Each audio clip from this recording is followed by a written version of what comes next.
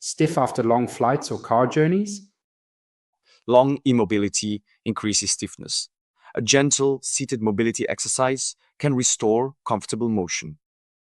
To feel better, let's try a seated lower back rotational stretch.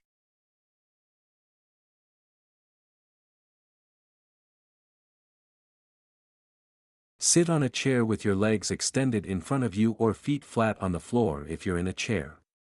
Keep your back straight and your core engaged.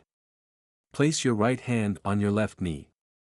Slowly twist your torso to the left, placing your left hand behind you for support. You should feel the stretch in your spine and lower back. Keep your hips square and don't let them twist with your torso.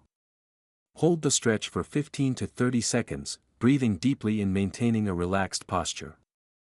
Gently return to the starting position and repeat the stretch on the opposite side, placing your left hand on your right knee and twisting to the right.